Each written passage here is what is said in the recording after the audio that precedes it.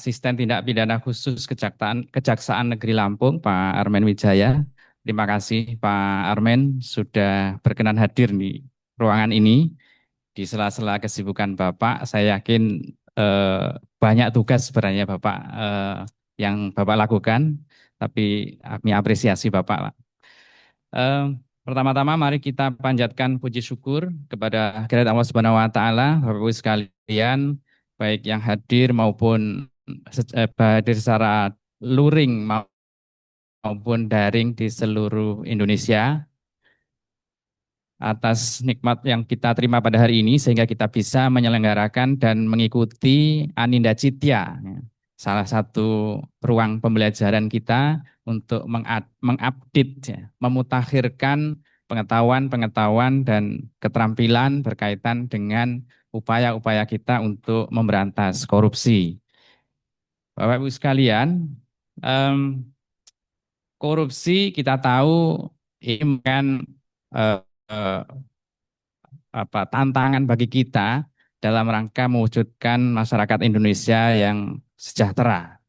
Jadi dalam proses mewujudkan masyarakat yang sejahtera, kita menghadapi suatu situasi namanya korupsi. Ya. Bahkan di Lampung ini, ya, di Lampung ini sejak 2020 sampai 2024 itu terdata, ya, ada sekitar 151 kasus korupsi. Ya, dengan nilai kerugian negara mencapai sekitar 207 miliar. Ini untuk eh, Lampung, ya, Provinsi Lampung. Nah, kalau itu diagregatkan gitu ya. Tapi kita tidak berharap begitu, cuma kenyataannya memang demikian. Cukup banyak kasus-kasus korupsi yang tentu itu mengakibatkan kerugian keuangan negara dan butuh upaya kita untuk mengatasinya. Bicara korupsi dan upaya untuk memberantas korupsi, upaya untuk mengungkap kasus korupsi itu seperti berkejar-kejaran, ya. Berkejar-kejaran. Sebagaimana yang kita pelajari, ya, korupsi itu selalu berkaitan dengan eh, niat jahatnya, intensi, dan niat jahat itu pasti tersembunyi. Tersembunyi itu menurut auditor, tapi menurut pelakunya memang sengaja disembunyikan. Ya, memang sengaja disembunyikan.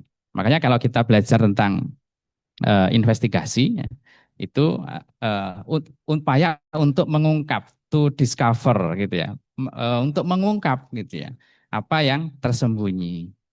Nah, dalam rangka mengungkap perkara yang tersembunyi itu, hari ini kita punya tema membongkar modus korupsi dari meja kantor ke meja hijau. Jadi eh, tidak mudah memang, ya. Tidak mudah untuk mengungkapnya. Butuh keahlian, butuh semangat. Nah, kalau di BPKP itu ada namanya DBI, Deputi Bidang Investigasi, yang itu sebenarnya juga ada value-nya, yaitu dedikasi, berani, dan integritas. Jadi kalau untuk mengungkap modus-modus korupsi, itu butuh value seperti itu. Ada dedikasi, ada keberanian, dan yang tidak bisa ditinggalkan itu tentang integritas.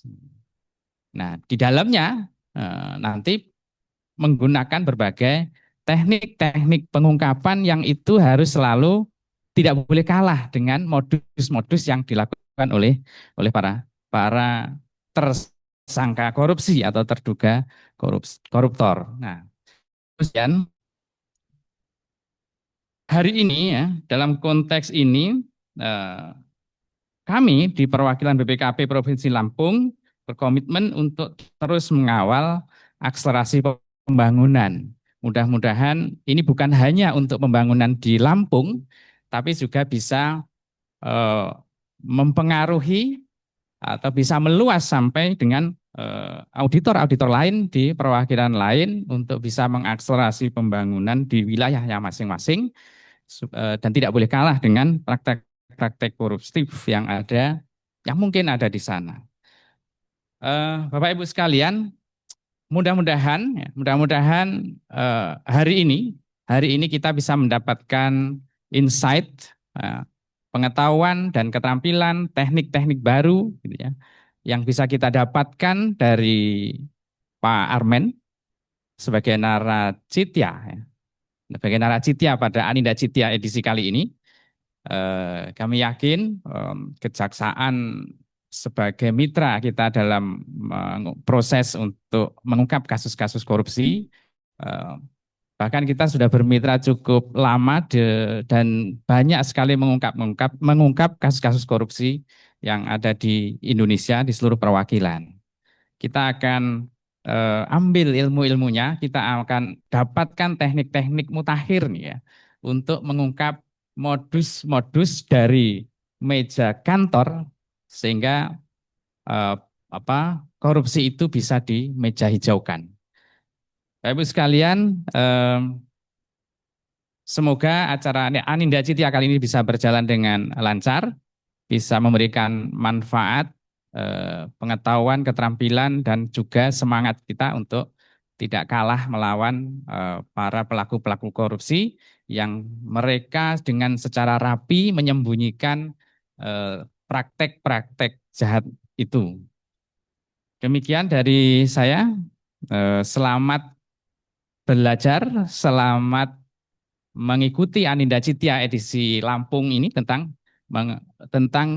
membongkar modus korupsi dari meja kantor ke meja hijau. Terima kasih untuk semua pihak yang sudah berperan dalam menyelenggarakan kegiatan ini. Semoga acara ini berjalan dengan baik. Saya akhiri. Assalamualaikum warahmatullahi wabarakatuh. Assalamualaikum warahmatullahi wabarakatuh. Terima kasih kepada Bapak Agus atas sambutan dan arahannya. Selanjutnya, izinkan saya akan menyampaikan susunan acara pada pagi hari ini. Setelah ini akan ada diskusi bersama naracitya kita pada pagi hari ini, Bapak Armen Wijaya dan Bapak Yuda Pradana. Selanjutnya akan ada penampilan dari pegawai BPKP Lampung dan diakhiri dengan sesi tanya jawab.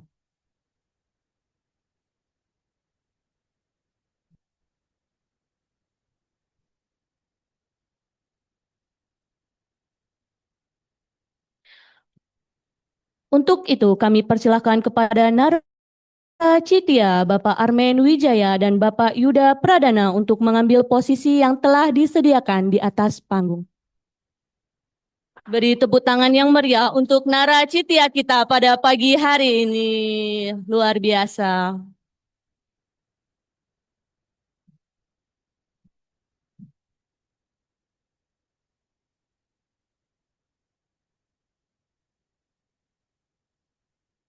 Baiklah, untuk mempersingkat waktu, langsung saja saya akan serahkan rangkaian acara selanjutnya kepada Bapak Yuda. Kepada Bapak Yuda, kami persilahkan. Assalamualaikum warahmatullahi wabarakatuh.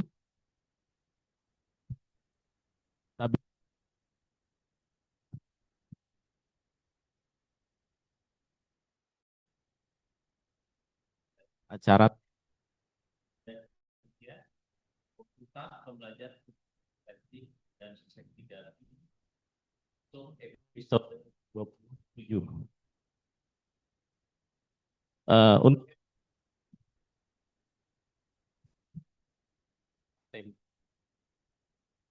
membongkar modus korupsi dari meja kerja ke meja hijau. Pada kesempatan kali ini kami sudah menghadirkan naracitya atau narasumber Bapak Armen Wijaya. Selamat datang Pak. Dari selaku asisten pidana khusus Kejaksaan Tinggi Lampung. Nah, beliau ini sebelum menduduki jabatan sebagai asisten pidana khusus di Kejaksaan Tinggi Lampung, sebelumnya sudah menduduki beberapa posisi strategis, 3 posisi terakhir sebelum di Provinsi Lampung, yaitu sebagai koordinator pada Kejaksaan Tinggi Bengkulu tahun 2018, kemudian Kepala Kejaksaan Kabupaten Gorontalo tahun 2020, dan terakhir sebelum ke Lampung yaitu sebagai Kepala Kejaksaan Negeri Tuban tahun 2024. Nah, Untuk itu kami ucapkan selamat datang sekali lagi Bapak, dan mungkin untuk memulai acara ini akan ada tayangan atau bahan presentasi yang mungkin akan disampaikan oleh narasumber kita, Bapak Armen Wijaya. Untuk memulai acara kali ini, kami persilahkan Bapak untuk menyampaikan materinya. Terima kasih, Pak.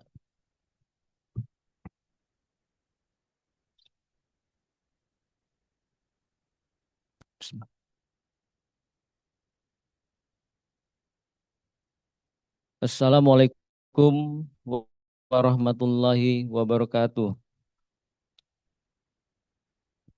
Salam sejahtera bagi kita semua. Tabik pun yang kami hormati PLT BPKP Perwakilan Lampung dan jajarannya. Dan yang kami hormati juga para peserta yang mengikuti secara offline dan online dalam kegiatan pada pagi hari ini.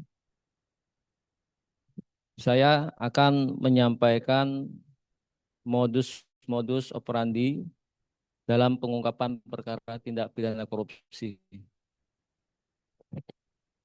Dan kami juga mengucapkan terima kasih atas kesempatan yang telah diberikan pada kami sebagai narsum untuk mengisi kegiatan pada hari ini. Yang akan kami sampaikan pertama, mengenai tugas dan wewenang Kejaksaan Republik Indonesia sebagaimana dalam Undang-Undang Nomor 11 Tahun 2001 tentang perubahan atas Undang-Undang Nomor 16 Tahun 2004 tentang Kejaksaan Republik Indonesia. Sebagaimana di dalam pasal 1 ke 1 Kejaksaan Republik Indonesia yang selanjutnya disebut Kejaksaan adalah lembaga pemerintahan yang fungsinya berkaitan dengan kekuasaan kehakiman yang melaksanakan kekuasaan negara di bidang penuntutan dan kewenangan lainnya berdasarkan undang-undang. Adapun tugas dan wewenang kejaksaan yaitu di bidang tindak pidana melakukan penuntutan. Di sini kejaksaan melakukan tupoksi terhadap perkara-perkara yang hasil penyidikannya dari penyidik kejaksaan itu sendiri dan juga dari Polri maupun PPNS. Kemudian 2, melaksanakan penetapan dan putusan hakim yang telah memperoleh kekuatan hukum tetap. Ketiga, melakukan penyidikan terhadap tindak pidana tertentu berdasarkan undang-undang. 4, melengkapi berkas perkara tertentu dan untuk itu dapat melakukan pemeriksaan tambahan sebelum dilimpah ke pengadilan yang dalam pelaksananya dikoordinasikan dengan penyidik. Di pemeriksaan tambahan ini apabila jaksa peneliti merasa pada saat setelah dinyatakan lengkap masih ada hal-hal yang perlu ditambahkan dalam pemeriksaan, maka dari itu jaksa dapat melaksanakan pemeriksaan tambahan. Di sini juga kami dapat menyampaikan di dalam Perja nomor 3 tahun 2024 tentang Ortala Kejaksaan Republik Indonesia. Di sini dapat kami sampaikan bahwa susunan dari struktur organisasi yang ada di bidang tindak pidana khusus saya sampaikan saja di Kejaksaan Tinggi itu terdiri dari asisten tindak pidana khusus, membawahi atau sub bidang masing-masingnya ada seksi penyidikan, seksi penuntutan, seksi upaya hukum luar biasa, eksekusi dan eksaminasi, dan seksi pengendalian operasi. Untuk seksi pengendalian operasi ini termasuk seksi yang baru di bidang tindak pidana khusus. Ini pemecahan dari bidang penyidikan. Dan yang terakhir kelompok jabatan fungsional yang terdiri dari jaksa-jaksa, itu bisa jaksa yang senior dan juga satgas yang ditugasi di bidang tindak pidana khusus Kejaksaan Tinggi. Adapun tugas dan fungsi dari tindak pidana khusus itu sendiri, bidang tindak pidana khusus mempunyai tugas yaitu melakukan pengelolaan laporan pengaduan dari masyarakat, kemudian melakukan penyidikan, terus pelacakan aset dan pengelolaan barang bukti, kemudian melakukan pra penuntutan terhadap berkas perkara yang masuk ke tahap peratut. Kemudian melaksanakan pemeriksaan tambahan, kemudian melaksanakan pra peradilan yang dilakukan oleh tersangka. Kemudian melakukan penuntutan dan proses persidangan dengan beracara adanya eksepsi, melakukan perlawanan terhadap putusan, upaya hukum, pelaksana penetapan hakim, dan putusan pengadilan yang telah mempunyai kekuatan hukum tetap. Kemudian melakukan pengawasan terhadap pelaksanaan pemidanaan bersyarat, putusan pidana pengawasan, keputusan lepas bersyarat, dan eksaminasi dalam perkara tindak pidana khusus di wilayah hukum Kejaksaan Tinggi. Di sini pelaksanaan eksaminasi ini apabila terhadap perkara-perkara yang lepas atau bebas. Di sini perlu dilakukan evaluasi terhadap pelaksanaan dari pratut, penuntutan sampai dengan putusan. Kemudian fungsi yang dilaksanakan bidang tindak pidana khusus juga melakukan perumusan kebijakan di bidang tindak pidana khusus, kemudian melaksanakan penegakan hukum di bidang tindak pidana khusus, ini melakukan penyidikan dan lain sebagainya. Kemudian melakukan koordinasi dan sinkronisasi pelaksana kebijakan di bidang tindak pidana khusus, seperti dalam hal kami berkolaborasi dengan teman-teman BPKP, kemudian dengan universitas untuk dukungan ahli dan sebagainya. Dan dalam pelaksanaan hubungan kerja dengan instansi atau lembaga baik di dalam negeri maupun luar negeri, ini dalam proses pelaksanaan kegiatan yang dalam proses penyidikan apabila sampai dengan hal-hal yang perlu kami tindak lanjuti ke luar negeri. Kemudian melakukan pemantauan, analisis, evaluasi, dan pelaporan pelaksanaan kegiatan di bidang tindak pidana khusus. Jadi kami melakukan juga setiap kegiatan-kegiatan yang dilakukan oleh tim penyidik itu harus tetap memberikan laporannya dan melakukan evaluasi terhadap kegiatan-kegiatan yang ada di lapangan. Ini bertujuan apa? Ini untuk mengetahui hal-hal apa saja yang menjadi hal-hal yang baru dan problema apa saja yang dialami di lapangan sehingga kita melakukan evaluasi untuk pencapaian kesuksesan dalam suatu penyidikan maupun penuntutan dan pelaksanaan aset juga. Kemudian tugas lain yang diberikan yaitu pelaksanaan tugas yang diberikan oleh Kepala Kejaksaan Tinggi kepada kami yang sifatnya dapat kami lakukan pelaksanaan sita eksekusi. Sita eksekusi ini pasca adanya putusan perkara yang ingkrah. Nah, di sini kami melaksanakan sita eksekusi karena untuk pemulihan kerugian keuangan negara. Sekarang polanya kami balik ke depan, kami lakukan tindakan untuk pengumpulan aset tersangka kami laksanakan di awal. Karena pelaksanaan di awal lebih gampang menurut kami, tapi lebih sulit dan capek untuk melaksanakan pelacakan asetnya. Atau untuk mengetahui aset-aset milik tersangka yang tentunya itu ditutupi dengan nama istri, anak, dan keluarga atau belum dibalik namakan oleh tersangka.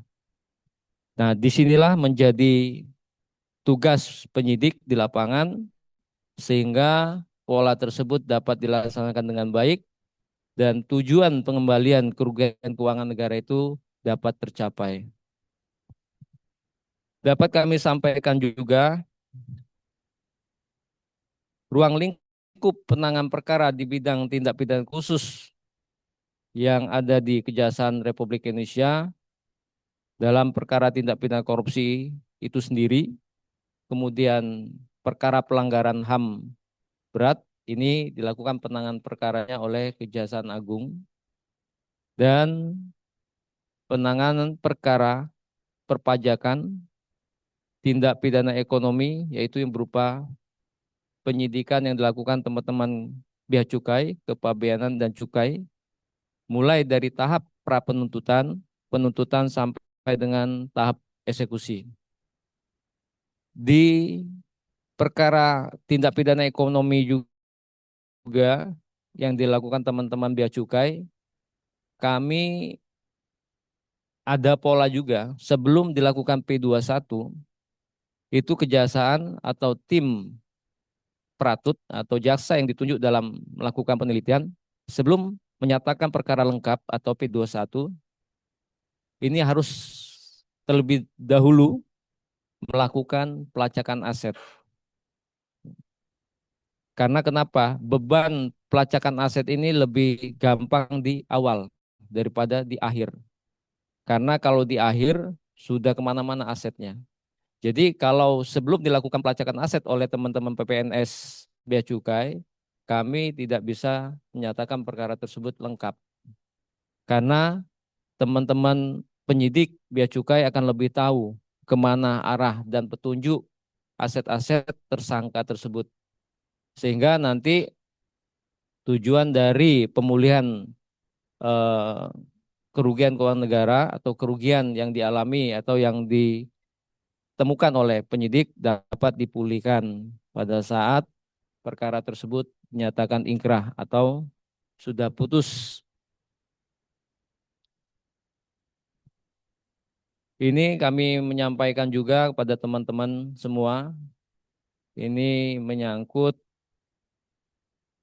kata korupsi berasal dari kata Latin corruptio atau corruptus menurut Andrea dan juga menurut Syed Hussein Alatas.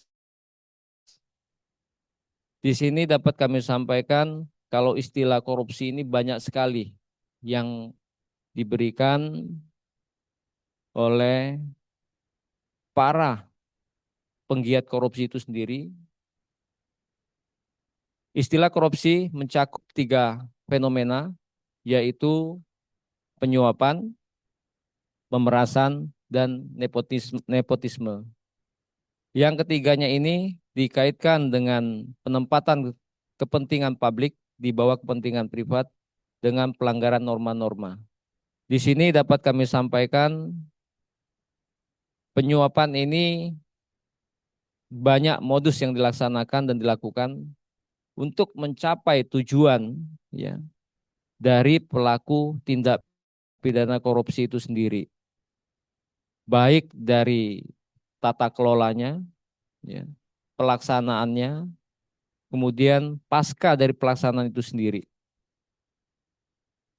Dan secara harfiah, kata korupsi itu dapat kita sampaikan kebusukan, keburukan, kebejatan, ketidakjujuran, dapat disuap dan tidak bermoral. Dari definisi dari korupsi itu sendiri banyak yang dapat kita temukan dari berbagai buku yang ada di pembelajaran, baik itu di tataran universitas maupun bagi para penggiat korupsi yang melakukan pembelajaran dalam hal-hal pertemuan-pertemuan yang dilakukan oleh baik itu dari suatu lembaga itu sendiri maupun juga lembaga-lembaga terkait dalam penanganan perkara korupsi seperti KPK dan lain sebagainya. Dari definisi menurut Undang-Undang 31 tahun 99 bagaimana diubah nomor 20 tahun 2001, ini ada beberapa pembagian yaitu kerugian keuangan negara, suap menyuap itu tertera di pasal yang dapat dibaca teman-teman, penggelapan dalam jabatan. Di sini dapat kami sampaikan penggelapan dalam jabatan inilah yang selalu dilakukan, banyak dilakukan oleh teman-teman di perbankan. Karena dalam pengelolaan keuangan inilah mereka punya penguasaan dalam kewenangan mereka sehingga pelaksanaan untuk menggelapkan uang nasabah itu sangat rentan sekali. Kemudian juga oleh bendahara-bendahara dalam suatu lembaga untuk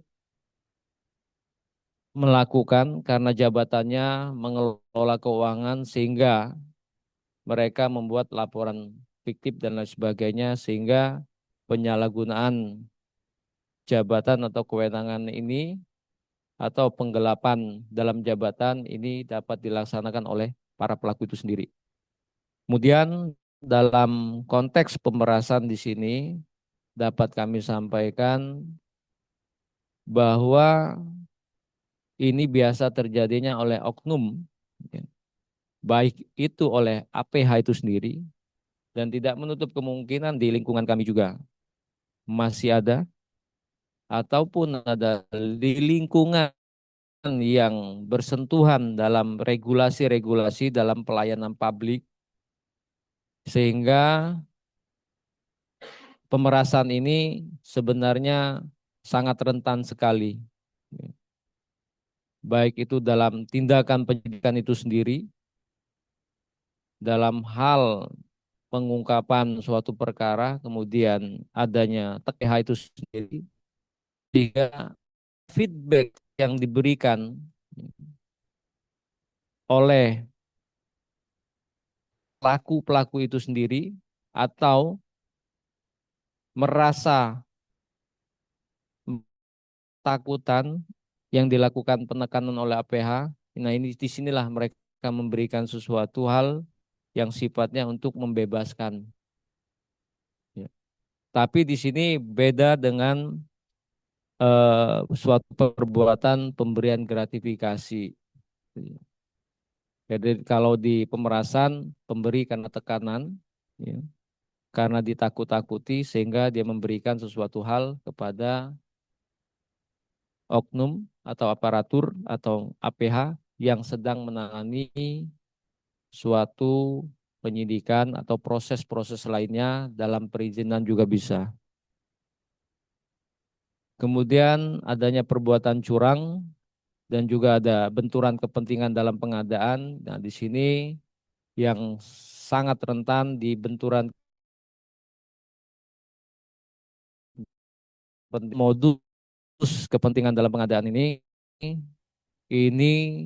muncul dari awal kegiatan yang dilakukan oleh orang perseorangan atau kelompok maupun oleh pelaksanaan itu sendiri.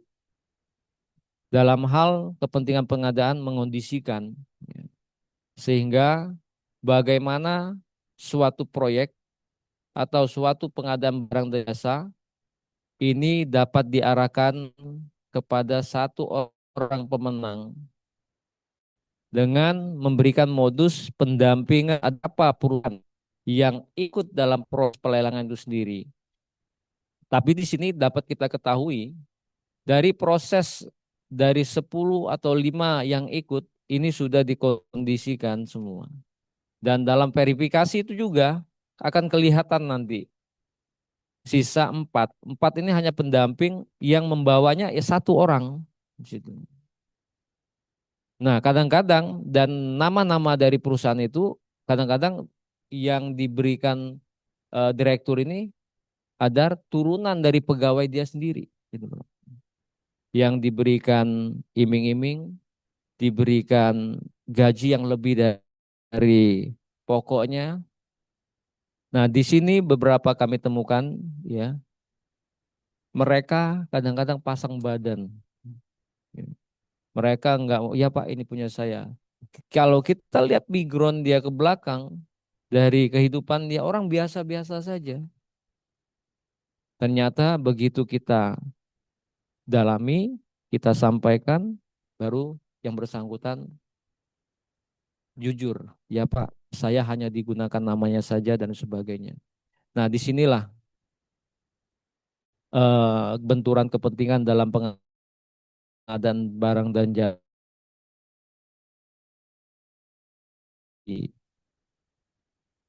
yang punya kepentingan, yang punya perusahaan, kemudian pelaksana itu sendiri, walaupun sekarang adanya proses lelang itu melalui online dan sebagainya, semua itu masih bisa dikondisikan. Dan terakhir, dari benturan kepentingan ini adanya feedback di sini, adanya gratifikasi, ada kesepakatan yang dilakukan, ada persentase yang diberikan, sehingga dalam pelaksanaannya yang menang dalam kegiatan pengadaan barang dan jasa perusahaannya itu saja, orangnya itu saja.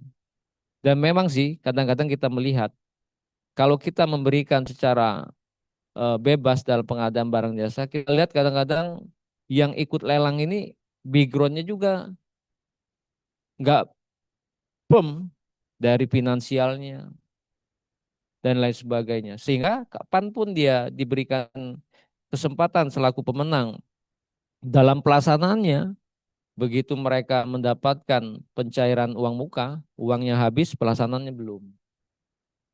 Nah, disinilah terjadi suatu hasil pekerjaan yang tidak maksimal.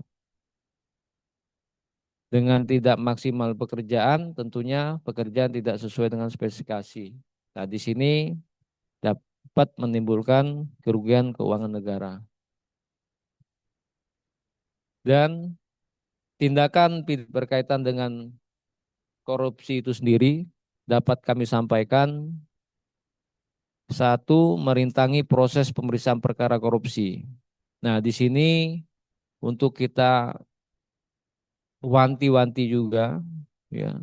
Terus kita juga harus mengambil keberanian, fight juga terhadap tindakan-tindakan oleh, ini pengacara ikut nggak Pak?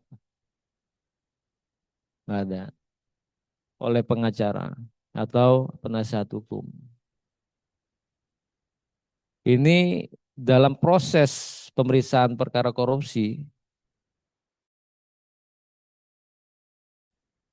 apabila sudah ada masuknya suatu oknum di sini, ini sudah mengantisipasi apabila ditanya oleh penyidik, jawabnya ini. Kalau tidak lupa, lupa tidak tahu, dan buanglah ke satu orang siapa di sana.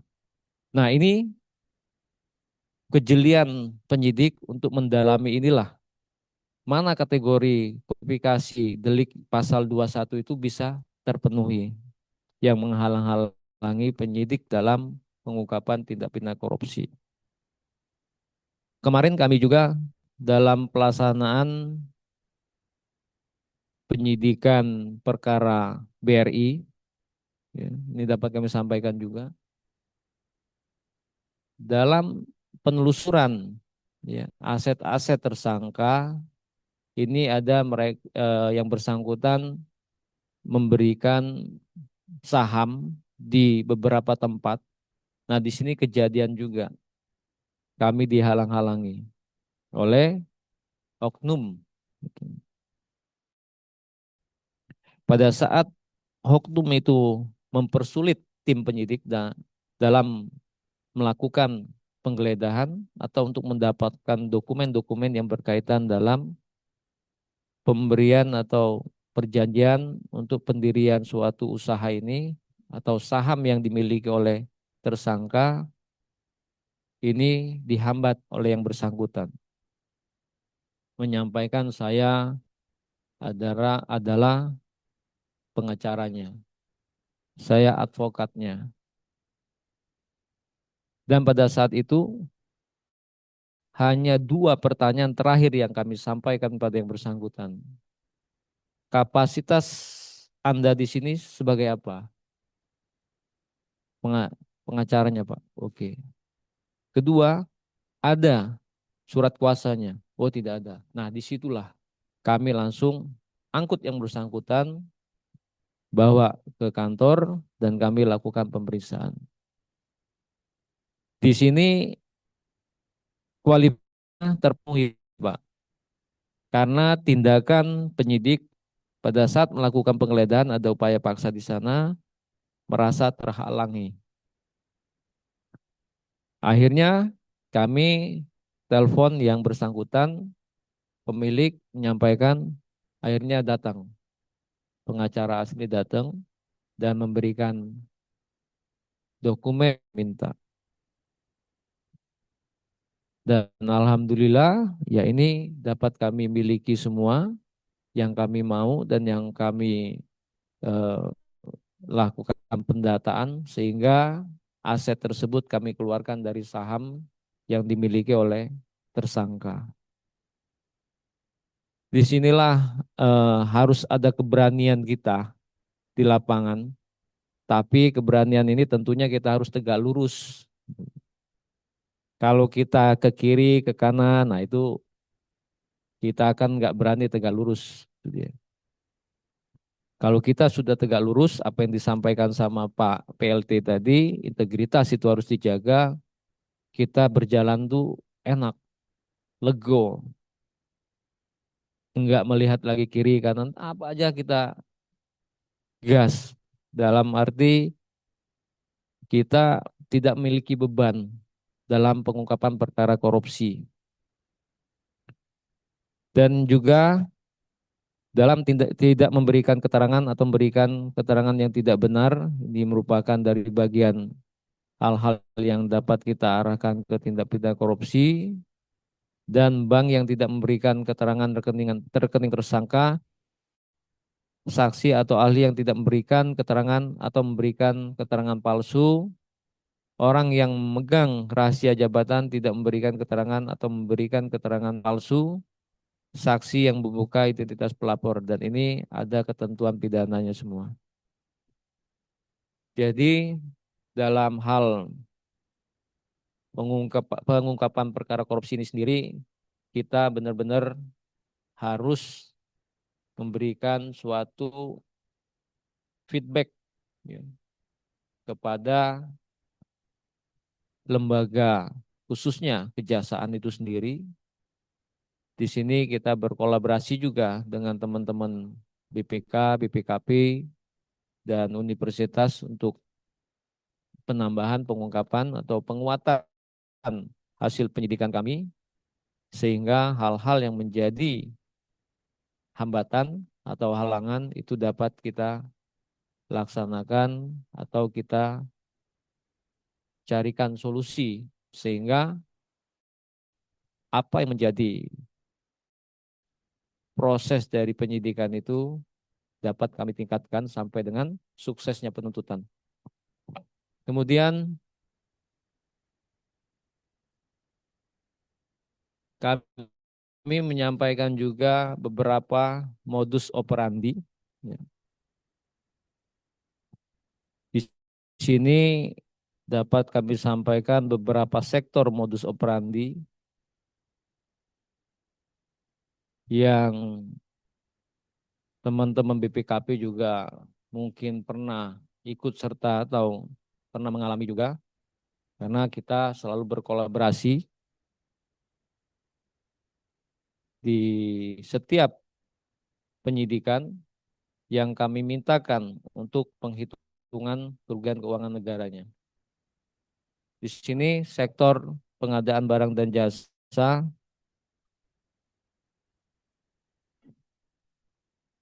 dapat kami sampaikan, dalam sektor pengadaan barang dan jasa ini banyak terjadinya penyimpangan dalam tahapan pemilihan penyedia barang dan jasa itu sendiri, dan ini merupakan perbuatan-perbuatan material yang merupakan suatu perbuatan untuk mendukung pembuktian atas kesalahan atau sifat tercelanya perbuatan yang dilakukan oleh pelaku itu sendiri,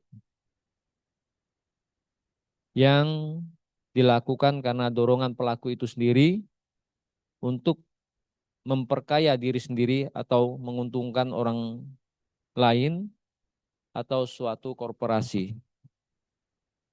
Kemudian dalam sektor pengadaan barang jasa ini sendiri, motivasi yang dilakukan oleh pelaku tersebut mendorong untuk melakukan perbuatan yang melanggar hukum atau bertentangan dengan kewenangan sebagaimana dirumuskan dalam peraturan perundang-undangan terkait pengadaan barang dan jasa, yang pada akhirnya secara kausal perbuatan tersebut memenuhi material dan formil bagi pelaku yang mengakibatkan kerugian keuangan negara atau perekonomian negara. Di sini dapat kami sampaikan, di sektor pengadaan barang dan jasa sudah kami sampaikan kepada Bapak Ibu sekalian, dari tahap awal sampai dengan akhir, disinilah modus yang selalu dilakukan oleh para pelaku itu. Bagaimana caranya untuk bisa kita dapat mendapatkan suatu proyek itu sendiri. Modusnya ini bermacam-macam, polanya berganti-ganti, Pak. Ya. Kadang untuk menguasai, saya punya waktu berapa lama nih, Pak? 10 menit lagi, wah. 10 menit lagi. Ya, ya. Oke, nanti saya cut sedikit.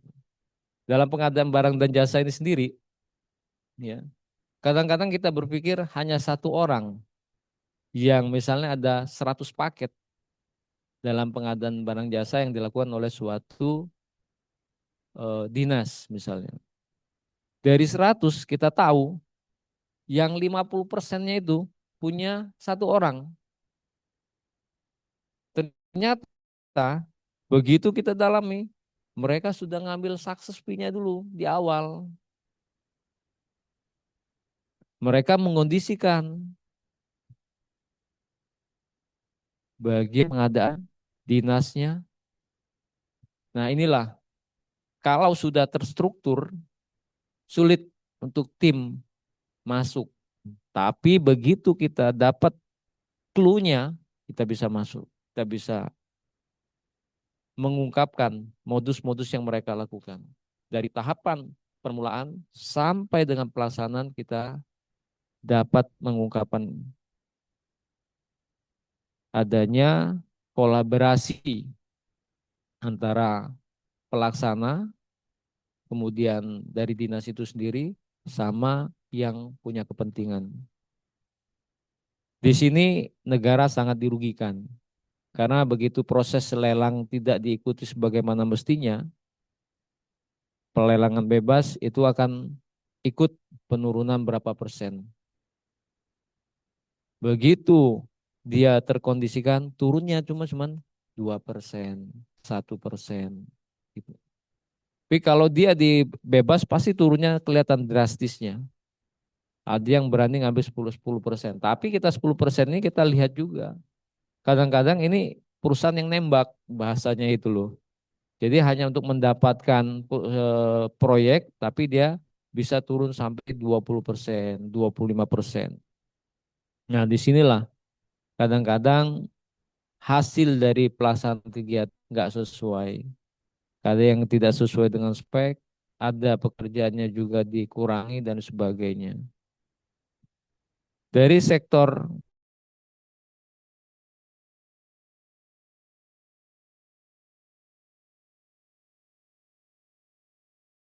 kopi, nah itu enak itu. Jadi dari sektor keuangan dan perbankan, ya dapat dilihat di layar monitor juga. Di sini modus operandinya juga ada pencatatan palsu dalam pembukuan atau dalam proses laporan maupun dalam dokumen atau laporan kegiatan usaha. Menghilangkan atau tidak memasukkan atau menyebabkan tidak dilakukan pencatatan dalam pembukuan, dalam laporan maupun dalam dokumen atau laporan kegiatan usaha, dalam transaksi kegiatan usaha maupun investasi. Untuk sektor keuangan mungkin nanti teman-teman bisa melihat memiliki slide yang saya punya. Ini saya berbagi pengalaman aja langsung, gitu. Karena waktunya ini cuma 10 menit lagi. Saya kira kalau saya bahas secara seluruhan nggak nutup waktunya. Kemarin kami juga melakukan beberapa penyidikan, baik pada saat itu saya di Gorontalo maupun di Lampung juga. Itu di Gorontalo kami melakukan penyidikan di Bank BSG. Bank BSG ini kami membuka modusnya. Pada saat saya masuk, kami kalah perapit. Begitu kalah kami perapit, kami selaku pimpinan baru melakukan penyidikan baru. Semuanya baru. Dari ini saya kemarin melihat, oh ini modusnya seperti ini. Modus yang kami temukan di Bank BSG itu mereka melakukan pinjaman bank ini apa namanya aset yang menjadi agunan ini tidak sesuai. Jadi ada markup dari penilaian penaksiran aset yang diagunkan. Dan kemudian harga tanah juga dia mengondisikan dengan lurah, membuat harga NJOP di lapangan itu sekian. Jadi mendapatkan belangko kosong. Belangko kosong sehingga nanti dilakukan appraisal oleh BRI melihat harganya katakan 10 miliar. Ternyata harganya itu cuma 500 juta. Nah, di sini modus yang kami ambil, mereka mengajukan pinjaman terus memberikan keleluasaan oleh pihak bank kepada peminjam dan setelah kita ketahui banyak SOP aturan yang mereka langgar. Perbuatan fraudnya itu tergambarkan. Nah, di sini dari pinjaman katakan 25 miliar, aset yang diagunkan itu paling cuma 5 miliar. Nah, di sini dalam pelaksanaannya pas ketahuannya pada saat mereka melakukan pembayaran kreditnya macet. Begitu kita telusuri, mereka ini tadinya minta pendampingan untuk penagihan gitu loh ke bidang datun kami. Begitu datun membuat telahan, wah di sini ada PMH gitu. Begitu dari prosesnya mereka tidak terbuka, kemudian anggunannya tidak sesuai dengan apa yang diajukan pinjaman. Nah, di sini langsung diserahkan ke bidang Pitsus. Dan alhamdulillah perkara tersebut dapat kami buktikan. Yang kedua, modus yang kami temukan juga di Lampung, itu di salah satu bank BUMN yang nggak perlu kami sebutkan, ya. Di sini kami menemukan yang dilakukan oleh manajernya dalam hal meningkatkan pola pencapaian target yang dilakukan oleh salah satu oknum di bank itu sendiri dengan memberikan fasilitas kepada eh, nasabah, nasabahnya nasabah prioritas. Nasabah prioritas yang diberikan keluasan, mau ngapain, mau ini dia fasilitasi oleh oknum ini. Kemudian oknum ini mendapatkan secara detail KTP, KK segala macam. Kemudian oleh oknum dibuatlah buku tabungan tersendiri yang dipegang oleh yang bersangkutan. Di sini kita melihat perbuatan yang dilakukan oleh oknum persiapkan. Jadi setiap deposit yang dia terima dari nasabah prioritas ini sudah berjalan, bunganya dia bayar, kemudian dia cairkan tanpa sepengetahuan nasabah itu sendiri. Kemudian masuk ke rekening yang bersangkutan, yang pemilik deposit yang sudah dia buat dulu rekening tersebut, yang dia sudah pegang bukunya dan sebagainya. Akhirnya masuk ke rekening itu, kemudian uang itu dicairkan. Kemudian diambil pada yang bersangkutan, diolah, kemudian dilakukan transaksi-transaksi fiktif juga untuk apa? Untuk meningkatkan capaian target dia. Nah, di sini capaian target kami menelusuri lagi dengan adanya capaian target yang dilakukan oleh oknum di sini dengan mengelola uang nasabah yang tanpa sepengetahuan, akhirnya kami juga mendalami bonusnya, Pak. Bonus yang didapat oleh dari Pinca sampai ini kan berdasarkan perbuatan yang tidak sah.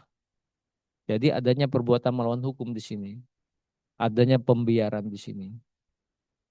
Dan uang nasabah tersebut juga enggak kembali lagi. Habis di sini dia buka cair lagi dengan nasabah yang lain. Itu berjalan kalau kami ambil ke belakang bisa 10 tahun ke belakang. Tapi kami ambil di 2021 sampai 2025. Yang akhirnya total kerugian itu sekitar 17,9 miliar. Gitu. Terakhir ya. Ini saya mungkin menyampaikan sektornya aja. Modus di sektor perpajakan, kemudian sektor minyak dan gas bumi juga bagian dari PI ini bisa kami dalami juga. Sektor BUMN dan BUMD juga ada. Kemudian modus di sektor kepabeanan dan cukai juga ada. Kemudian juga sektor pengadaan APBN, APBD ini juga ada. Ini terjadi biasanya di pusat. Kemudian sektor usaha pertambangan juga biasanya yang kami temukan modusnya mengenai izinnya dan perluasan lahannya, pemanfaatannya di luar IUP-nya. Kemudian sektor aset negara juga aset-aset yang ada di provinsi atau daerah yang hilang. Kemudian sektor di pelayanan umum juga ada, ini modusnya. Kemudian ini pola penanganan perkara sehingga sampai dengan proses ke pengadilan. Ini akan saya sampaikan sedikit Pak ya. Boleh? Baik, Pak. Sedikit aja. Ini tindakan yang kami lakukan dalam hal setiap penanganan perkara. Ini kami tindak lanjuti dengan adanya laporan. Kemudian ada laporan kami telaah, kemudian juga kami bisa membuatkan sprintuk, kemudian juga atau sprint atau sprindik. Dari sini kami lakukan pemeriksaan saksi, saksi dan sebagainya. Setelah itu kami lakukan ekspos perkara yang lead untuk naikkan ke penyidikan. Kemudian dari penyidikan misalnya dinaikkan, kami juga ekspos kepada teman-teman untuk menghitung kerugian keuangan negara, itu baik dengan BPKP, BPK maupun akuntan. Nah, di sini setelah adanya kerugian keuangan negara sudah keluar, baru kami lakukan ekspos untuk penetapan tersangka. Dari penetapan tersangka, kemudian kami lakukan penahanan dan juga kami melakukan pemberkasan. Kemudian setelah ada pemberkasan, kami lakukan penunjukan jaksa peneliti sampai dengan penuntut umum. Kemudian setelah adanya perkara tersebut sudah P21, kemudian kami bawalah perkara tersebut untuk dilimpahkan ke pengadilan. Nah, di sini setiap modus yang kami sampaikan tadi di berbagai sektor ini dalam pembuktiannya banyak tantangan, Pak. Karena pola penanganan perkara juga modus yang dilakukan ini kan pasti berlawanan oleh pengacara yang ditunjuk oleh terdakwa itu sendiri dalam perkara-perkara besar terutama. Di sini dapat kami sampaikan dalam penanganan perkara ini sampai dengan ke proses persidangan, tentunya kalau hal-hal yang sifatnya bisa kami buktikan yang seperti adanya pekerja tidak sesuai spek dan sebagainya, tapi di sini ada hal-hal yang baru mengenai kerugian perekonomian negara. Nah, di sini perekonomian negara ini, ini sangat antik ya Pak, karena ada beberapa majelis dalam yang menangani perkara tersebut belum firm, belum sepakat dengan kerugian itu digabungan dengan perekonomian negara. Nah, disinilah harus ada kesepemahaman, ya ini yang dilakukan oleh Kejaksaan Agung dengan mengadakan pertemuan-pertemuan baik itu dengan Mahkamah Agung, dengan penyidik KPK maupun Polri, sehingga ada kesepakatan mengenai kerugian perekonomian keuangan negara. Demikian yang dapat kami sampaikan. Lebih dan kurangnya kami mohon maaf. Kami akhiri. Wassalamualaikum warahmatullahi wabarakatuh.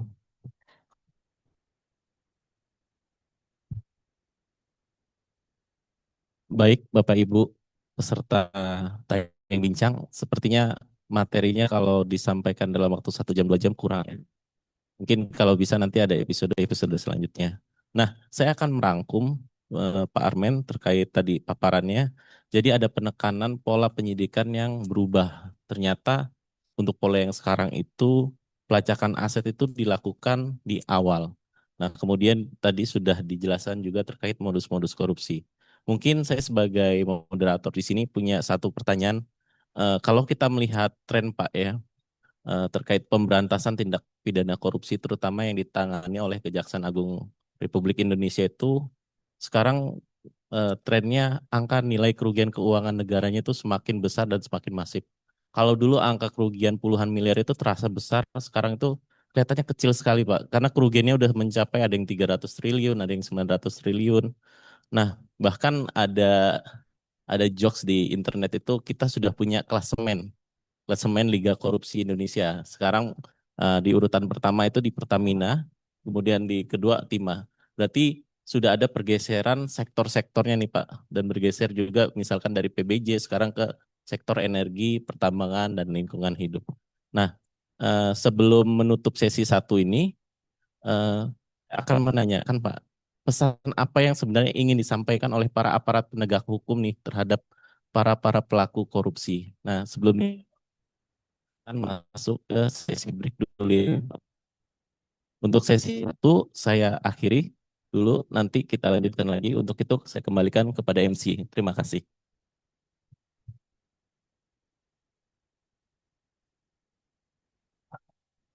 Terima kasih Bapak Armen Wijaya dan Bapak Yuda Perdana. Beri tepuk tangan yang meriah dulu Bapak Ibu. Luar biasa sekali telah disampaikan oleh Bapak Armen. Dan tentunya Bapak Ibu semuanya sudah tidak sabar nih untuk melanjutkan diskusi, nanti tanya jawab, diskusi bincang-bincang bersama Bapak Armen dan Bapak Yuda. Tapi sebelumnya kita saksikan terlebih dahulu nih penampilan dari pegawai BPKP Lampung. Selamat menyaksikan.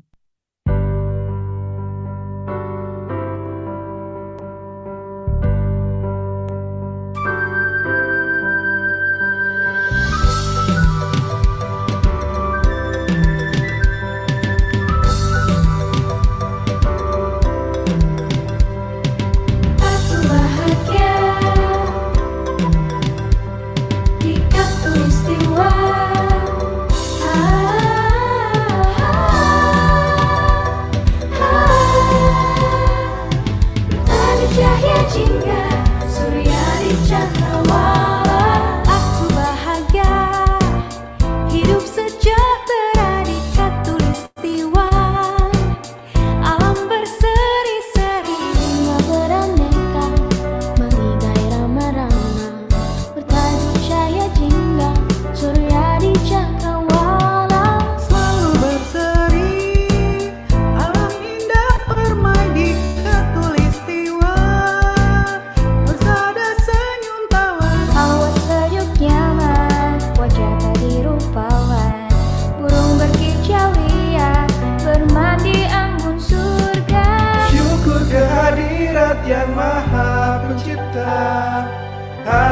anugerahnya tanah Nirmala.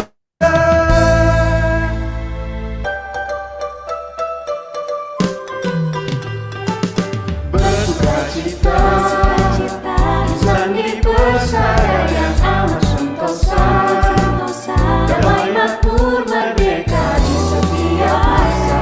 Bersyukurlah kita semua.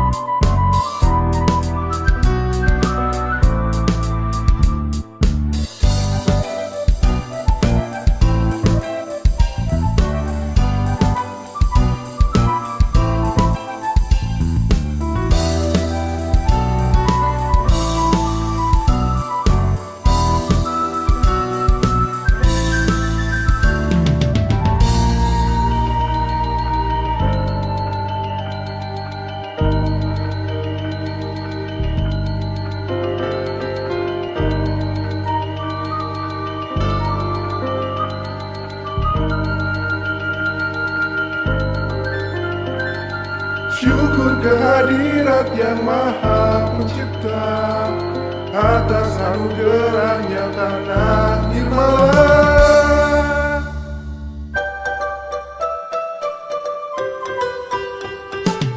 Bersukacita, insan di pesara yang amat sentosa, damai makmur merdeka di setiap masa.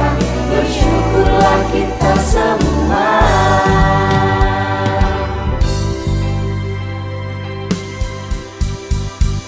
Bersukacita, insan di pesara yang amat sentosa, damai makmur merdeka di setiap masa. Bersyukurlah kita semua. Bahagia di khatulistiwa, aku bahagia di khatulistiwa.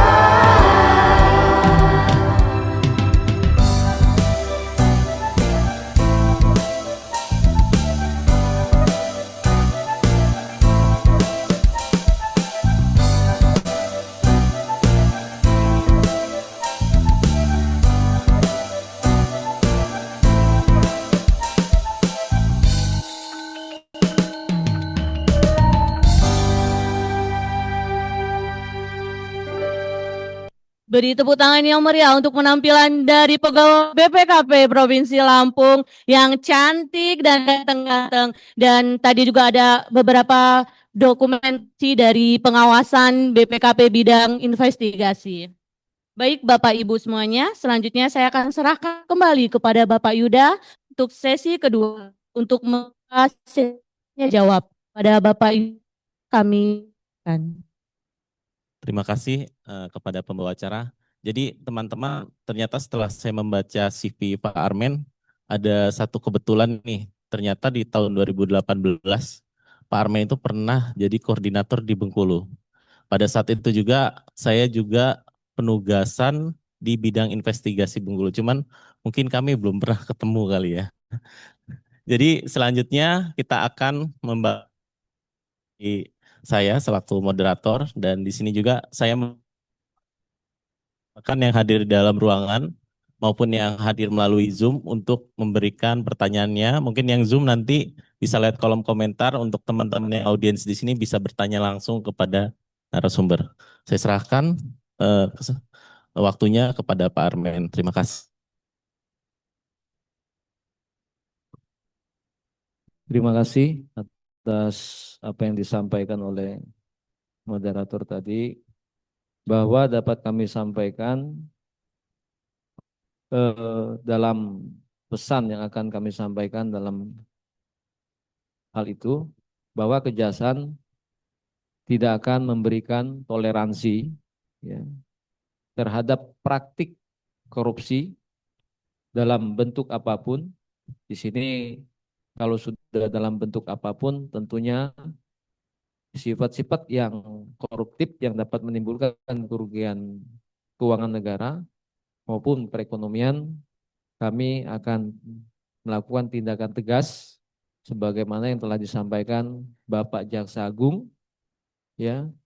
Tentunya tadi disampaikan bahwa ada kelihatan perbedaan. Sekarang sudah triliunan, dulu hanya ratusan juta, naik rasa ratusan miliar, sekarang menjadi triliunan.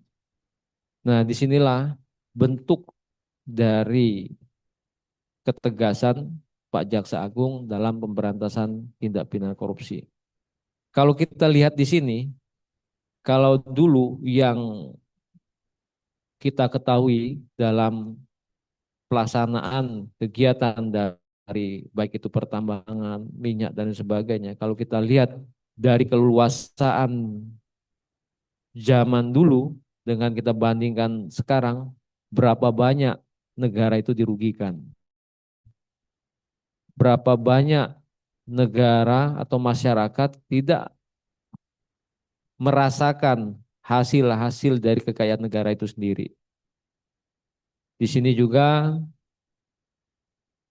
Kejaksaan berkomitmen penuh untuk menindak tegas setiap pelaku korupsi tanpa pandang bulu. Siapapun jika terbukti melakukan korupsi, maka akan kami lakukan proses sesuai dengan hukum yang berlaku. Dan tagline-nya, tidak ada tempat aman bagi koruptor. Hal ini sesuai dengan pesan dan arahan yang secara tegas telah disampaikan Pak Jaksa Agung untuk menjalankan satu misi penting dari Astacita yang digagas oleh Presiden dan Wakil Presiden sebagai landasan menuju Indonesia Emas 2045 dalam rangka memperkuat informasi, politik, hukum, dan birokrasi khususnya dalam hal pencegahan dan pemberantasan korupsi dengan cara mengedepankan profesionalitas dan integritas dalam penegakan hukum pemberantasan tindak pidana korupsi. Demikian, Pak. Terima kasih. Terima kasih responnya. Saya menggarisbawahi bahwa tidak ada tempat yang aman untuk koruptor. Nah, selanjutnya kira-kira dari rekan-rekan di dalam pelana ada yang mic-nya dari Pak Joko bidang investigasi. Silakan Pak, pertanyaannya Pak. Baik,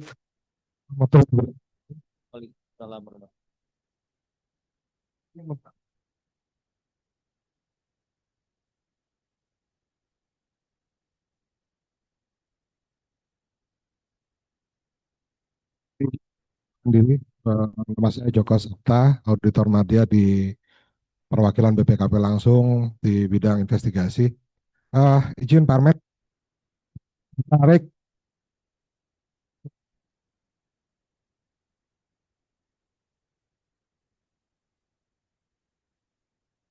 tertarik dengan materi di tayangan Bapak tadi yang mungkin bisa saya sebutkan. Yang pertama terkait dengan saksi atau ahli yang tidak memberikan keterangan atau memberikan keterangan palsu. Nah ini ngeri-ngeri sedap ini karena terkait juga dengan tupoksi teman-teman di perwakilan BPKP yang beberapa yang ingin memberikan keterangan ahli juga di persidangan. Nah umumnya kalau ahli yang memberikan keterangan palsu ini harusnya kan ada motif gitu Pak ya, tidak berdiri sendiri gitu sebagai, karena kalau keterangan palsu itu kan nanti bisa dipersepsikan macam-macam gitu ya, terutama oleh PH gitu kan. Jadi ada salah sedikit saja di laporan kita, di laporan PKKN kita, bisa saja dia menyatakan itu sebagai keterangan palsu dan bisa diadukan gitu. Jadi maksud saya, apakah itu perbuatan yang berdiri sendiri dalam nanti pembuktiannya, atau juga mesti dilihat motifnya. Kalau nggak ada suap misalnya atau gratifikasi itu sifatnya hanya kesalahan. Kalau memang ada suap atau gratifikasi di balik motif itu, barulah ahli ini bisa membelokkan pendapatnya, kira-kira seperti itu, Pak. Tapi kalau misalnya ketidakakuratan, ya kan, di dalam laporan misalnya, dan itu bisa dilaporkan, bahkan ini pernah terjadi walaupun tidak sampai ke persidangan, Pak, di perwakilan lain, dan sempat ditahan. Nah ini kan, walaupun oknum kalau sudah pasti institusi terbawa-bawa, kira-kira seperti itu, Pak. Terus yang kedua terkait dengan tadi perintangan penyidikan. Nah, perintangan penyidikan ini juga mungkin walaupun kecil kemungkinannya, tetapi agak bersinggungan dengan peran BPKP, Pak, selaku ada akan ada tugas kami yang sifatnya konsultatif dan assurance gitu ya. Kalau memberikan keterangan ahli dan PKKN itu kan assurance. Tapi ada hal lain di sisi lain penugasan yang sifatnya assurance. Assurance itu konsultatif yang memberikan pendampingan, memberikan pendapat gitu kan kepada stakeholder. Nah, maksud saya mungkin saya lanjut Pak terkait dengan perintangan penyidikan nih, unsur-unsurnya apa sih gitu ya? Perbuatan perintangan penyidikan apa? Nah, kalau kita contoh yang pernah terjadi cukup viral kan kayak kasus Hasto yang sekarang ini walaupun tidak terbukti. Kemudian dulu ada kasus Setia Novanto tuh terbukti tuh salah satu pengacaranya tuh masuk juga. Dua hal itu Pak kira-kira Pak yang boleh dijawab. Terima kasih. Assalamualaikum warahmatullahi wabarakatuh. Baik, mungkin bisa langsung ditanggapi. Pertama terkait unsur-unsur.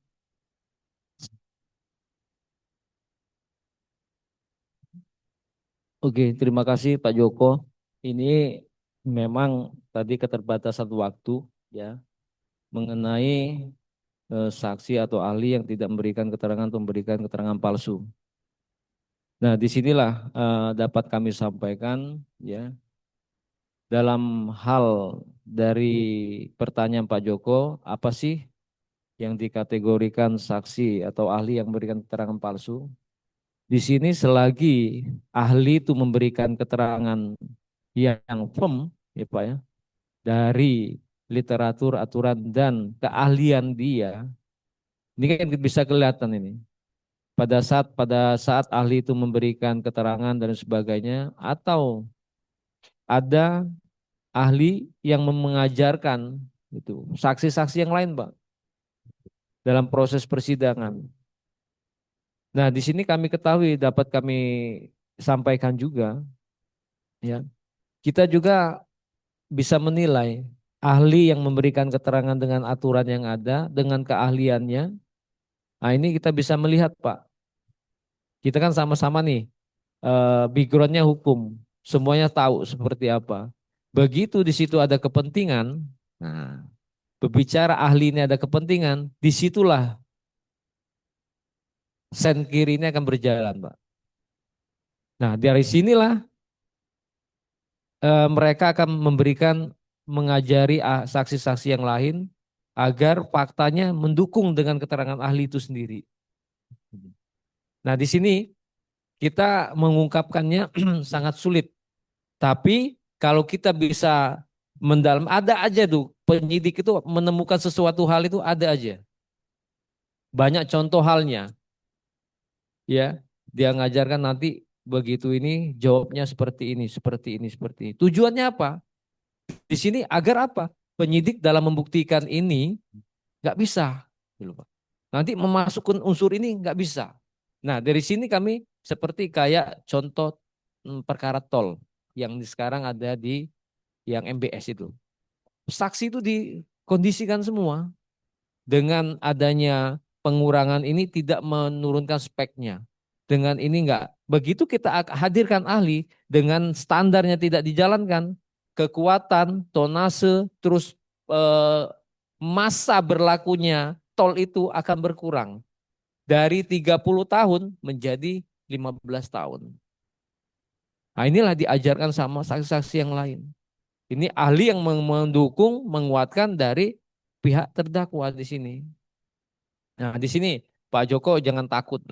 Kalau kita tadi saya bilang tadi Pak PLT juga menyampaikan kalau integritas kita jalan, Tegak lurus kita, kiri kanan itu nggak ada. Pasti. Nah, untuk saksi ahli itu sendiri juga akan melihat kita akan lihat ini. Tapi kalau dia kepentingan dia untuk kepentingan memberikan saksi ada catnya dari terdakwa. Nah, ini dia memberikan apa namanya? Keahlian dia itu sesuai dengan keahlian, kita akan bisa melihat analisa dia seperti apa. Nah, kadang-kadang ahli ini melampaui kewenangan dia, masuk ke ranah mengondisikan saksi-saksi yang lain. Sehingga mereka ikut serta berperan di dalam menghadirkan saksi-saksi yang sifatnya menguntungkan terdakwa itu sendiri di pada saat mereka menjadi saksi ada jejak. Itu Pak Joko. Kemudian yang kedua tadi mengenai apa tadi? Yang kedua Pak? Oh, perintangan penyidikan ya. Nah, di sini Pak Joko, perintangan penyidikan ini banyak yang dialami oleh penyidik di saat itu ada penasihat hukum, pengacara yang mendamping oleh tersangka. Disinilah kita berbicara oknum ya. Kita nggak melihat formnya, backgroundnya selaku advokat dan sebagainya. Di sini banyak kami temukan dalam konsep ini dapat kami sebutkan di pasal 21 itu setiap orang yang dengan sengaja mencegah, merintangi atau menggagalkan secara langsung atau tidak langsung penyidikan, penuntutan dan pemeriksaan di sidang pengadilan terhadap tersangka dan terdakwa ataupun para saksi dalam perkara korupsi dipidana dengan penjara. Nah, di sini rangkaiannya dari tahapan penyidikan, proses persidangan dan menghadirkan saksi. Nah, di sini mereka akan melihat bagaimana memberikan counter. Counter ini kalau dia berbicara itu sesuai fakta, itu nggak masalah. Tapi kalau mereka memberikan analisa keterangan, tapi keterangan itu palsu semua. Terus mereka menyatakan untuk apa? Tujuan untuk melemahkan pembuktian. Sini. Nah, kemudian kalau tahapan penyidikan, kami ketahui bahwa banyak halang rintangnya pada saat kami untuk mendapatkan dokumen. Oh, kami nggak bisa Pak, gini-gini. Tapi kapasitas dia hanya melakukan pendampingan terhadap kegiatan yang dilakukan oleh penyidik dalam hal penggeledahan, dalam hal mendapatkan sesuatu hal dokumen-dokumen yang mendukung dari pembuktian itu sendiri. Sebenarnya merintangin ini gampang sekali membuktikannya Pak Joko. Begitu penyidik merasa terhambat dari tindakan upaya paksa untuk melakukan penggeledahan dan sebagainya, itu kan langsung angkut Pak. Jadi kalau misalnya pengacara yang oknum yang gagah-gagahan kadang-kadang bersikeras nggak bisa dan sebagainya, tapi tanpa ada alasan yang mendasar, itu kami merasa penyidik terhalangi dari tindakan yang harus kami lakukan. Sehingga ini dapat kami kualifikasikan deliknya menghalang-halangi penyidikan. Dan juga ada penuntutan pada waktu proses persidangan dan juga tindakan-tindakan lainnya yang dapat merugikan penyidik itu sendiri. Itu aja Pak Joko, terima kasih. Beri tepuk tangan dulu. Selanjutnya kita udah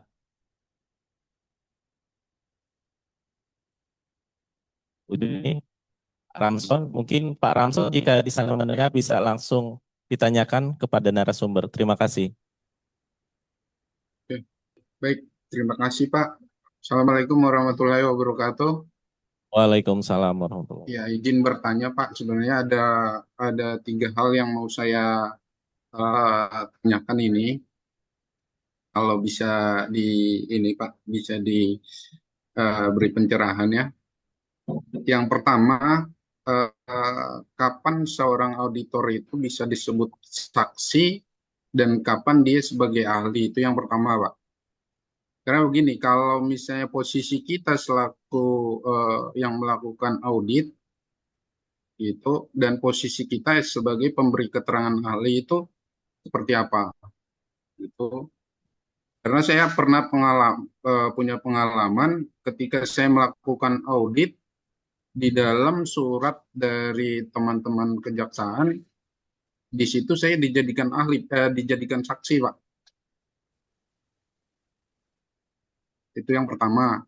Terus yang kedua, berkaca dari kasus Melembong ya Pak, di fakta persidangan itu menyebutkan bahwa hasil perhitungan yang dilakukan oleh BPKP itu di situ disebutkan ngaco ya Pak ya, bahwa jumlahnya itu sangat jauh sekali dari yang disampaikan hakim dan juga dari hasil perhitungan BPKP. Nah, kondisi ini mungkin bisa saja terjadi pada kita auditor investigasi karena ada apa ya, semacam pengarahan dari teman-teman dari APH di dalam melaksanakan pemeriksaan kita. Jadi dalam hal ini auditor itu tidak sepenuhnya independen, Pak. Ya, itu yang ketiga. Yang kedua. Nah, yang ketiga terkait dengan independensi dari auditor tadi yang dihubungkan dengan apa namanya, apa sih namanya? Maksudnya gini Pak, seperti kami di daerah kabupaten yang kecil ini kan, bahwa segala sesuatunya terkait dengan keberadaan kita, dengan profesi kita, dan juga dengan hubungan kita dengan sesama, itu sangat kelihatan sekali Pak gitu. Dan ketika kita menjadi ahli dalam sebuah persidangan ataupun kita melakukan audit PKKN misalnya, orang-orang tahu itu siapa yang melakukan auditnya. Nah, terus apa sih namanya, backup terhadap kita itu seperti apa dari teman-teman PH, kira-kira seperti itu Pak. Ada tiga itu. Terima kasih Pak. Terima kasih Pak Ramson ya tadi ya dari Inspektorat. Maaf Pak, poin ketiga bisa diulang lagi? Maksudnya gini Pak, ketika kita melakukan audit PKKN dan selanjutnya kita menjadi ahli dalam sebuah persidangan, bagi kami auditor yang di sebuah daerah yang kecil, artinya tindak tanduk kita kelihatan, perjalanan kita kelihatan, siapapun boleh mengetahui bahwa katakanlah misalnya seperti ini, kita melakukan audit, oh yang melakukan auditnya itu adalah si ini, yang menjadi ahlinya adalah si ini. Orang-orang di lingkungan kita itu tahu Pak, bahkan sekabupaten kita itu tahu. Nah, terkait dengan hal ini, proteksi terhadap kita, auditor ini, dari teman-teman APH seperti apa? Karena yang kita alami secara hidup sosial di masyarakat ini, ya kita jadi yang pertama jadi renggang dengan teman-teman yang tadinya kita sepenuman kopi, dan katakanlah begini, anak saya itu adalah teman sekelasnya dari yang menjadi terdakwa di dalam persidangan. Kira-kira seperti itu Pak. Terima kasih. Mungkin poin pertama tadi terkait dengan kapan auditor disebut sebagai saksi dan kapan disebut sebagai ahli. Terima kasih Pak Ramson dari Bubble. Ini pertanyaannya seperti yang Pak Ramson alami, ya. Tentunya ini merupakan suatu fakta yang harus kita pisahkan. Penyidik akan tahu kapan auditor itu bisa dikategorikan selaku saksi. Pada saat penyidik menemukan hasil dari misalnya perhitungan audit yang dilakukan teman-teman auditor, khususnya di inspektorat kategorikan. Di sini kami melihat, misal kami menemukan ada hal-hal yang menjadi pengkondisian hasil dari auditor itu sendiri seperti yang kami temukan, misalnya kategorinya seperti adanya laporan dari audit itu sendiri tidak sesuai dengan apa yang menjadi temuan temuan penyidik di lapangan. Nah, disinilah penyidik melakukan pemanggilan untuk mengklarifikasi dari temuan kami dengan hasil yang ditemukan atau yang dihitung oleh auditor itu sendiri. Nah, di sini kami melakukan untuk sebagai saksi untuk mengklarifikasi di sini. Yang kedua, kapan dinyatakan auditor selaku ahli? Pada saat penyidik meminta, ya, auditor menjadi ahli untuk melakukan penghitungan kerugian keuangan negara itu sendiri. Nah, disinilah pemisahan antara kapan diminta jadi saksi, kapan diminta jadi ahli. Di sini tentunya dari pemanggilan, dari permintaan itu bisa kita lihat dari pemisahan antara saksi dan kapan dikategorikan jadi ahli. Yang kedua, menyangkut masalah perhitungan Tom Lembong yang perkaranya dianggap ngaco dan sebagainya. Ya, di sini kita melihat itu kan cara pandang. Ya, cara pandang kalau terdakwa itu kami tidak terlalu melihat dari sisi yang menyerang dan sebagainya. Yang perlu kami tegasi bagaimana kami membuktikan perkara tersebut bisa terbukti. Masalah perhitungan misalnya dari hakim juga mengatakan, oh ini ternyata kategorikanlah kerugian keuangan negaranya 100 juta. Dari fakta persidangan ternyata ada temuan yang sifatnya dalam penghitungan ada yang diabaikan, ada yang tidak dipertimbangkan di sini. Jangankan di perkara-perkara besar, perkara kecil aja di Lampung, Pak, itu kami temukan itu penghitungan KAP. Begitu fakta persidangannya ditemukan, oh ini nggak diperhitungkan, ternyata dia melakukan pembayaran. Jadi perhitungan yang dilakukan KAP itu berkurang dan dipertimbangkan dalam putusan hakim melihat dari fakta persidangan itu sendiri. Dari 100 ternyata menjadi 85. Di sini juga menjadi evaluasi kami dalam hal permintaan audit. Ya inilah jelinya teman-teman BPKP juga bagaimana memfirmkan kerugian keuangan negara itu secara detail, secara akurat dengan data yang ada. Sehingga kalau diuji dari sisi akuntansi, teman-teman BPKP bisa firm juga, bisa fight juga. Nah, disinilah perlunya kehati-hatian, ya, baik itu penyidik, teman-teman auditor juga berkolaborasi dengan teman penyidik sehingga hasil penghitungan itu dapat dipertanggungjawabkan baik secara akuntansinya maupun pada waktu proses persidangan itu sendiri.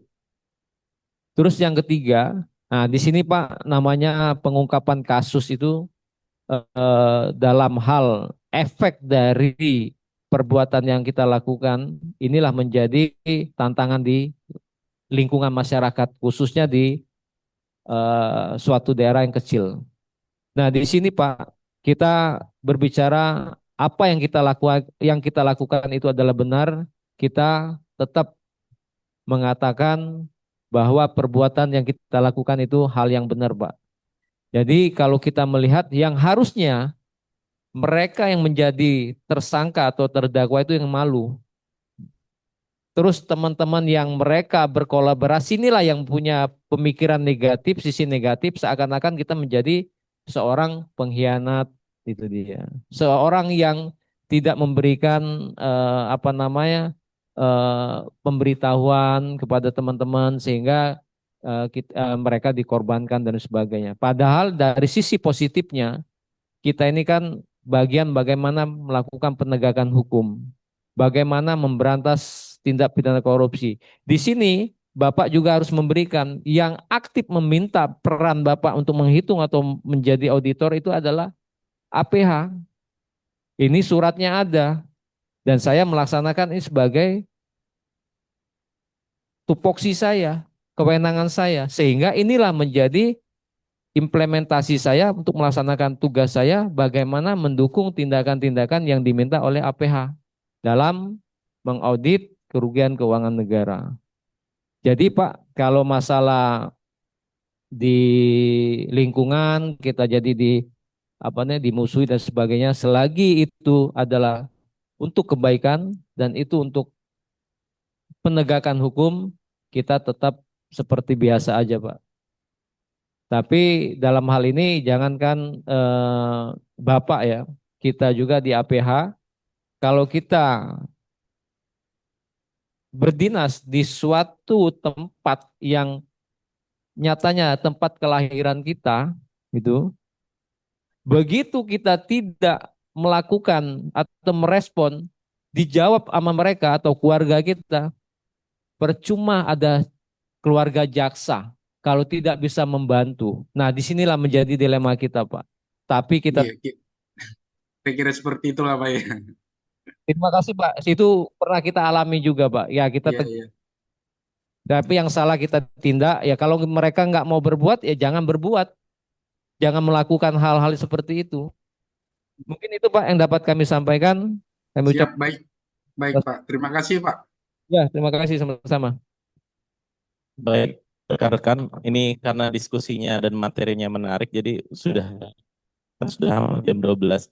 Jadi untuk bisa kami tambahkan dari perspektif kita sebagai APIP dari BPKP, eh, kami selalu menyarankan misalkan di penugasan terkait pengendalian kecurangan itu, kami mendorong agar teman-teman di APIP itu punya peta benturan kepentingan.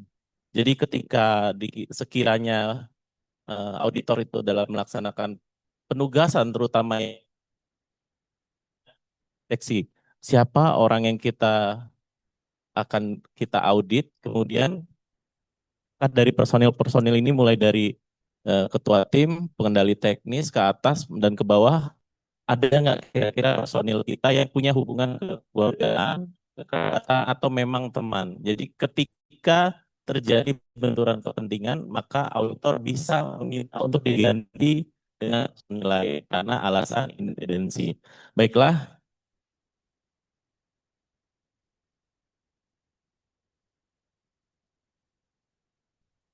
baik, kita sudah sampai di penghujung. Mungkin ada kanan yang ingin kami dengar lagi. Ada bagian terbaik tadi yang menurut saya perlu ditekankan lagi.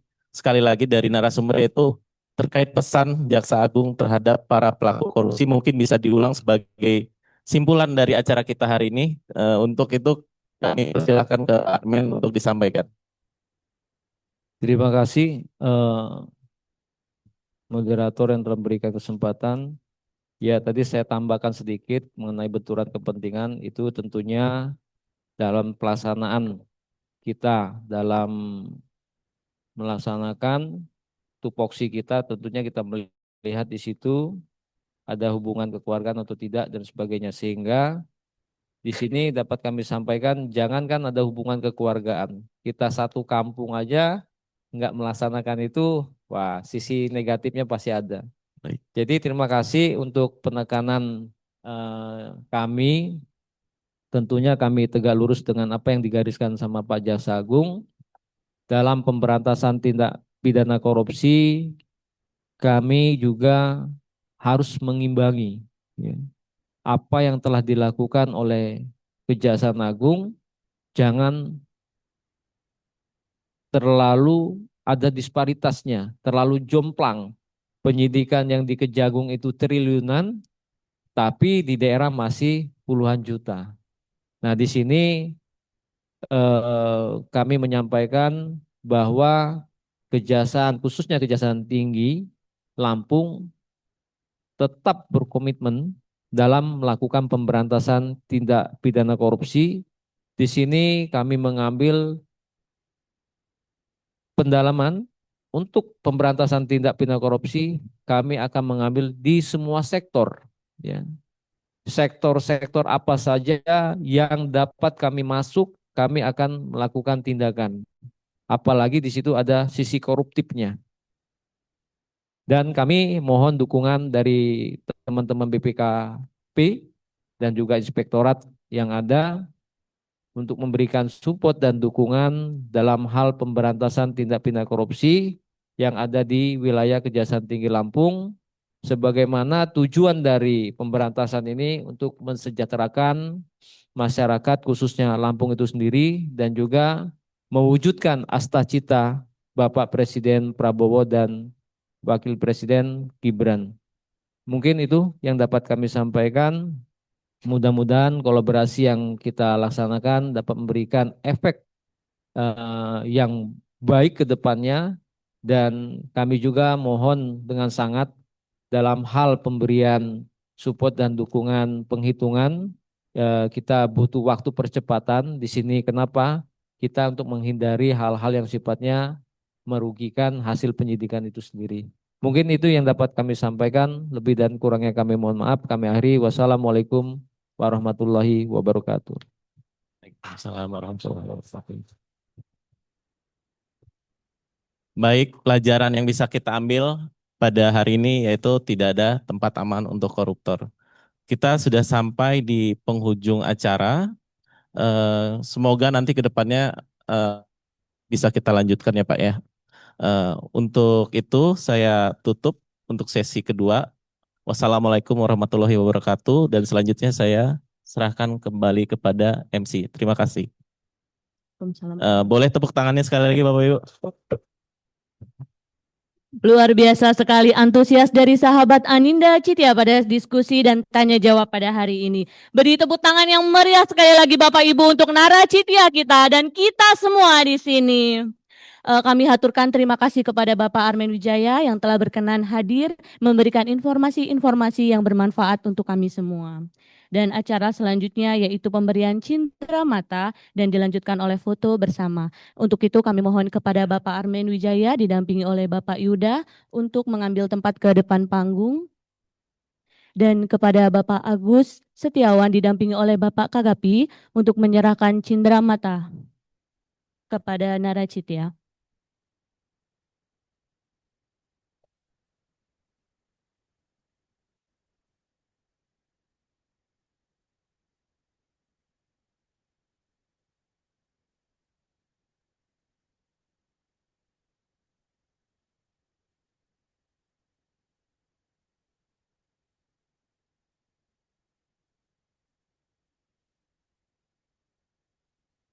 Beri tepuk tangan yang meriah Bapak Ibu semuanya.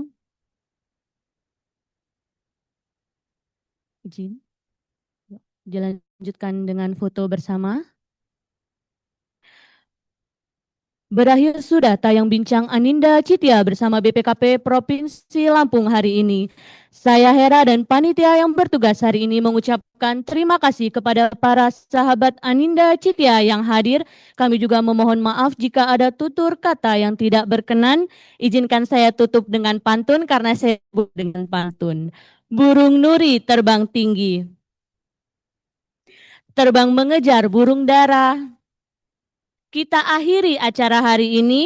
Semoga kita selalu sehat dan bahagia. Sampai bertemu di Aninda Citya episode-episode selanjutnya bersama BPKP. Wabillahi taufik wal hidayah. Wassalamualaikum warahmatullahi wabarakatuh.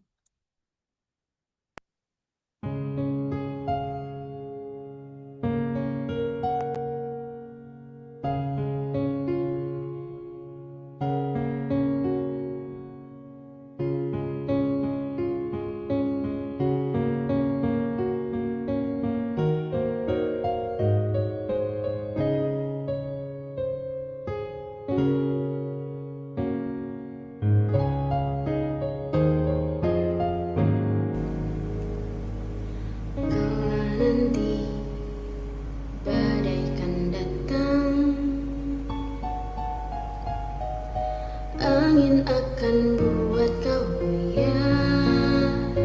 Maafkan, hidup memang ingin kau lebih kuat.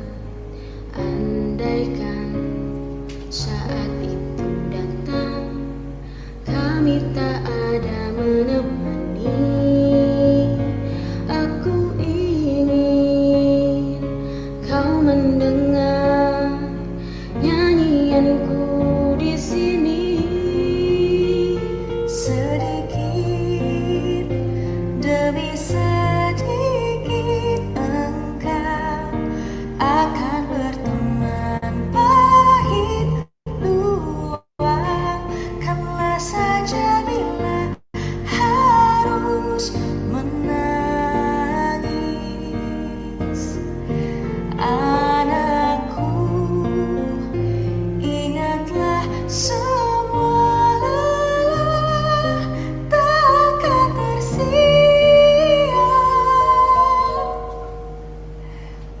susah, kau takut pada keras dunia.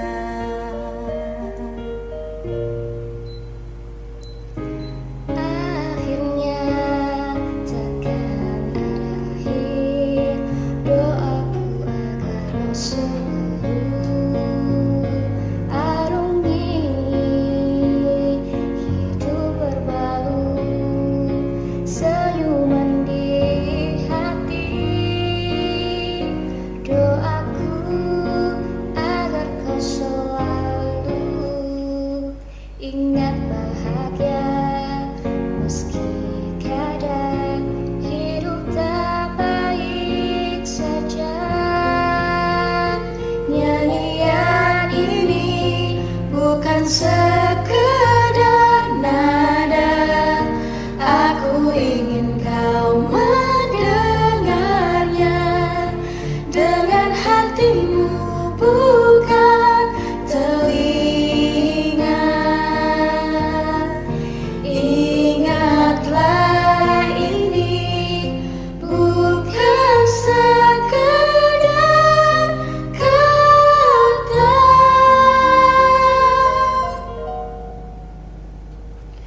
Maksudnya kelak akan menjadi